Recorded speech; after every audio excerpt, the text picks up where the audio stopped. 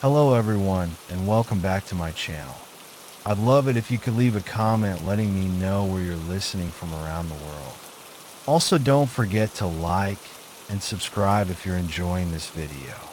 Story 1. I've always been the kind of person who finds peace in solitude. Give me a tent, a campfire, and a sky full of stars, and I'm happy. There's something about being alone in nature that feels cleansing. But last summer, my love for camping met something darker, something I can't explain, and it changed the way I see the world and myself forever. It was late June, hot during the day but cool at night, and I'd picked a spot deep in a Utah canyon for my trip. The kind of place where the trails are barely marked and the nearest town is at least an hour's drive away. That's what I wanted. Isolation. The cliffs towered around me, their red stone catching the last light of the setting sun. I set up camp on a flat stretch of ground near a dry creek bed, my tent pitched a few feet from the fire pit I'd built. By the time the stars came out, I was sitting in my camping chair with a beer in hand, watching the flames dance and listening to the crackle of the firewood. It started as a whisper, barely noticeable over the crackling fire. At first, I thought it was the wind threading its way through the canyon, but the sound grew louder, more deliberate. Footsteps. They were slow, measured, and unmistakably human. My first thought was that it had to be a hiker, maybe someone who'd lost their way or stumbled across my camp by accident. I called out into the darkness. "Hello? You okay out there?" No answer, just the sound of those footsteps circling the perimeter of my campsite. I stood up, the hairs on the back of my neck prickling. My flashlight was on the chair beside me, so I grabbed it and aimed the beam into the darkness. "Hey, who's there?" I shouted, trying to keep the fear out of my voice. The footsteps stopped. For a long moment, there was nothing but the crackle of the fire and the sound of my own breathing. Then I saw it, a coyote. It was standing just outside the reach of the firelight, its yellow eyes reflecting the flames like twinned embers. At first, I felt a rush of relief. A wild animal, I thought, nothing to be afraid of. But the longer I stared at it, the more uneasy I became. It didn't behave like any animal I'd ever seen. It didn't flinch or dart away like a startled coyote might. It stood there, watching me, its head tilted slightly, as if it were studying me. And then it stood up. I'm not talking about a little hop or lurch. This thing rose onto its hind legs like a man, its front paws hanging limply at its sides. My breath caught in my throat. Its movements were too smooth, too practiced, like it had done this 100 times before. The coyote, or whatever it was, took a step toward me. Its yellow eyes locked on mine, and for a moment, I couldn't move. My body refused to obey me, paralyzed by some primal fear that seemed to grip every muscle. Then it spoke. The voice wasn't a growl or a snarl. It was my voice. Perfectly. "Why are you here?" it said, the words coming out slow and deliberate, as if it were savoring each syllable. My legs finally obeyed, and I stumbled backward, nearly tripping over my chair. I grabbed a stick from the fire, the end glowing red hot, and waved it in front of me like a weapon. The thing didn't flinch. It just tilted its head again, like it was amused. Then it let out a laugh, a deep, guttural sound that made my skin crawl, and vanished into the darkness. I stood there, stick in hand, breathing hard, the fire casting flickering shadows all around me. I wanted to believe it was gone, but my instincts told me otherwise. I didn't sleep that night. I sat by the fire, clutching that burning stick like a lifeline, jumping at every sound. When the first light of dawn crept over the canyon walls, I packed up my gear in record time. Every rustle of leaves or snap of a twig made my pulse race, and I couldn't shake the feeling that I was being watched. The strangest part came as I was hiking out. My boots left clear prints in the dry, dusty ground, but they weren't the only ones. There was another set, just slightly behind mine. They were shaped like human footprints, but the toes were long and clawed, and the strides were unnaturally far apart. Something, or someone, had followed me all the way out of that canyon. Even now, months later, I can't explain what happened. I've told myself it was a bad dream, a trick of the light, or maybe even some elaborate prank. But deep down, I know the truth. There are things out there, things that don't belong in the world we know. Things that watch us, learn from us, and maybe even imitate us. And one of them knows my voice. Story 2. Growing up on the reservation, my grandmother's stories were as much a part of life as the red dirt roads and the endless desert skies. She had a voice that could calm the wildest storm or send chills down your spine, depending on the tale. But there was one warning she never told as a story. It was a rule, spoken in a low, urgent tone. Never look outside at night if you hear something strange. I was a teenager when I broke that rule, and I've regretted it every day since. It was late December, the kind of winter night where the wind howled like a pack of wild dogs and the cold seeped through the walls of our little house. My parents were visiting my aunt in Gallup, leaving me alone for the first time. I told them I could handle it. After all, I was 16, practically an adult, or so I thought. The house was quiet except for the hum of the refrigerator and the occasional creak of the floorboards. I was at the kitchen table, finishing a history essay I'd put off for days. The glow of the lamp cast long shadows on the walls, and every now and then, the wind rattled the windows. It was the kind of night that made you feel like you weren't really alone, even when you knew you were. I had just finished the last paragraph when I heard it, a soft, deliberate tapping on the window. It wasn't the random sound of branches brushing the glass or the wind shaking the frame. This was different. It was rhythmic, calculated, tap, tap, tap. My first thought was that it must be a bird. Sometimes they get confused and flutter against the windows, especially in winter. But this didn't feel like a bird. The tapping was too strong, too purposeful. A shiver ran down my spine as I turned to look at the window.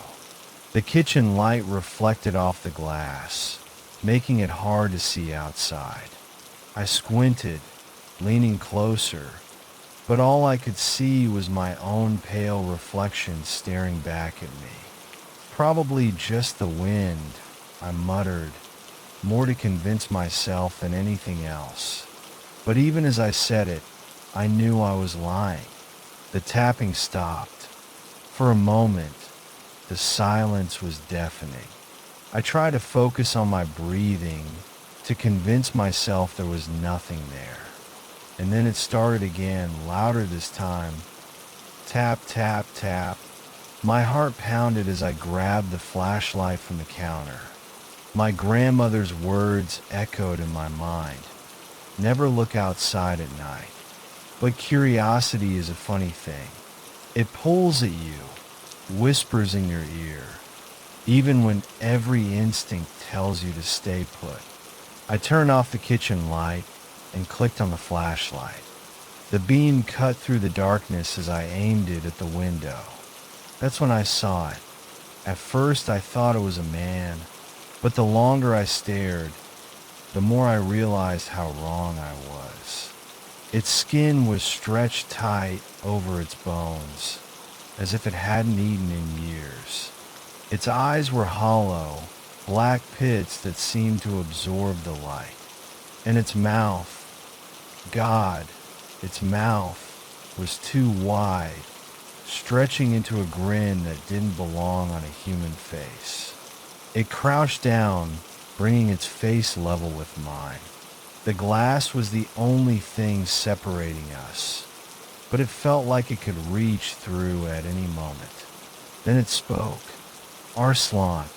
It said my name, soft and drawn out, like a whisper carried on the wind. But it wasn't my voice. It was my grandmother's.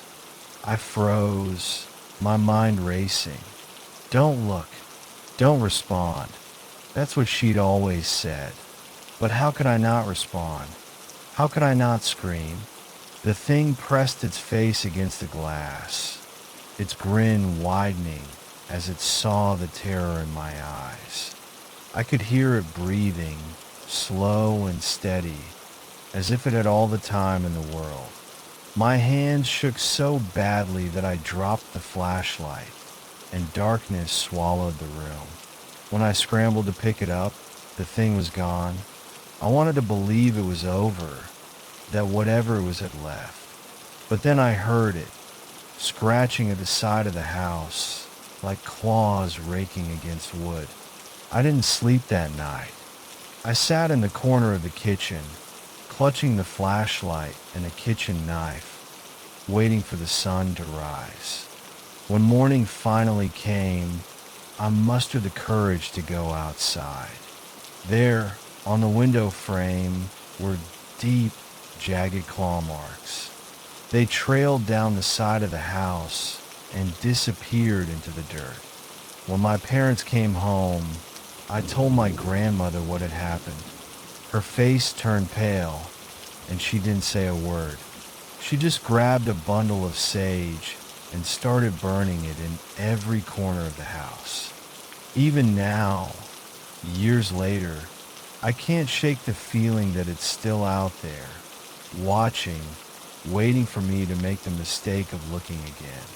And when the wind howls at night, carrying strange noises to my window, I close the curtains and pray that it doesn't tap.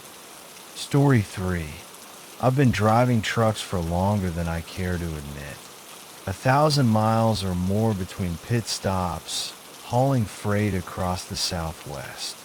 You'd think the endless stretches of highway would become familiar after a while, but the desert, well, the desert has a way of making you feel like you're always the outsider. It's beautiful, sure, but it's lonely. Too quiet. Too empty.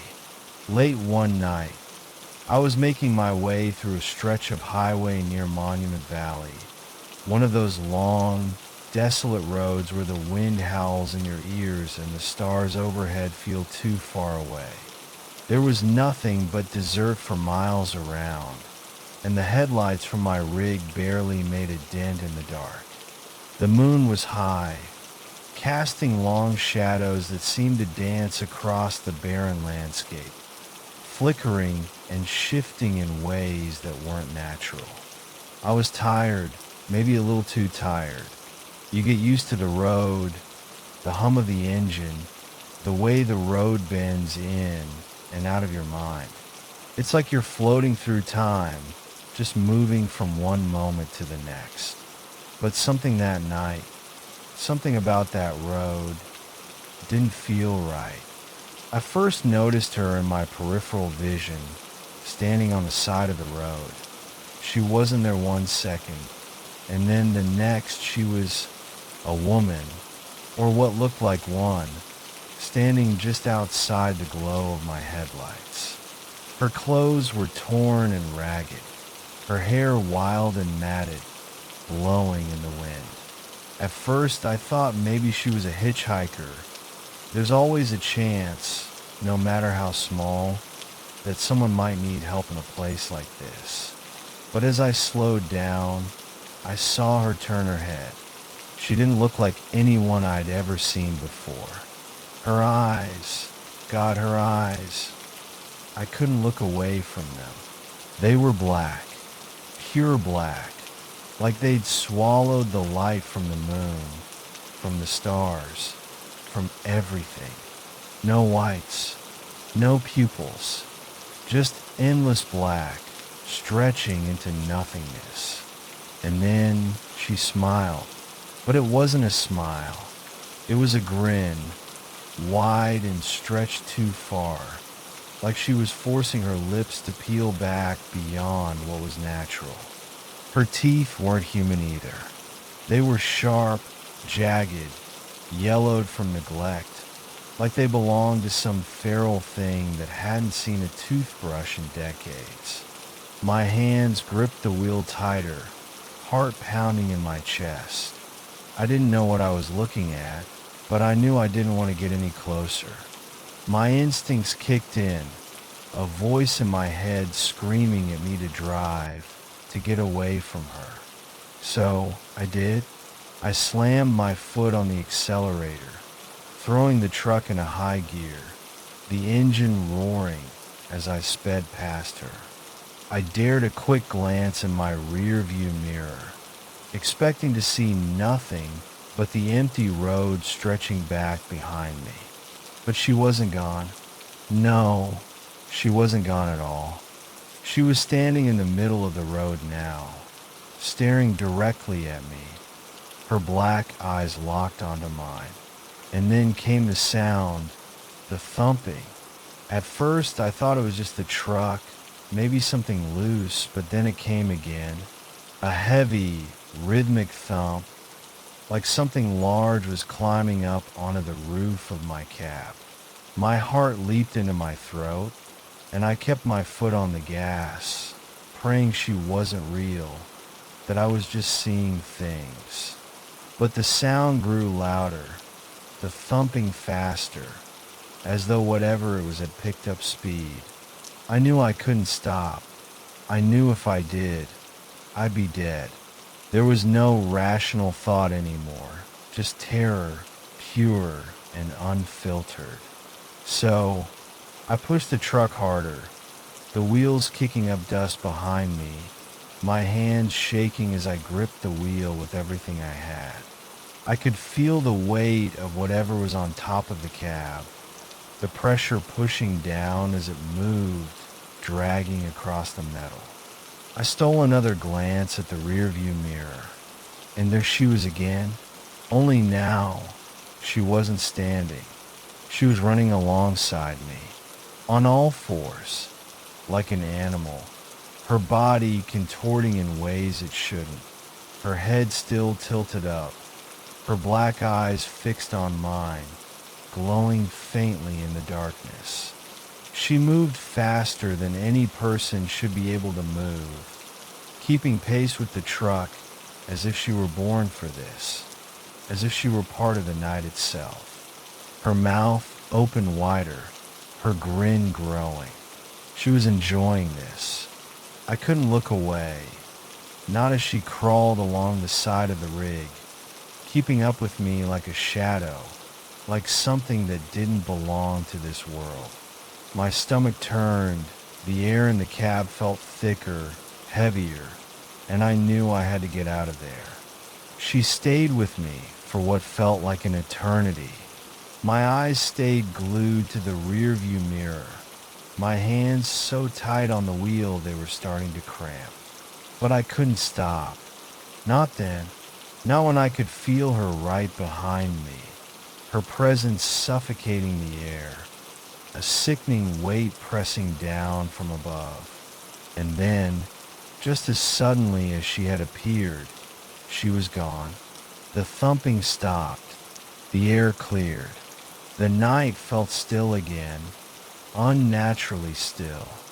I kept driving, too scared to pull over, too scared to look back.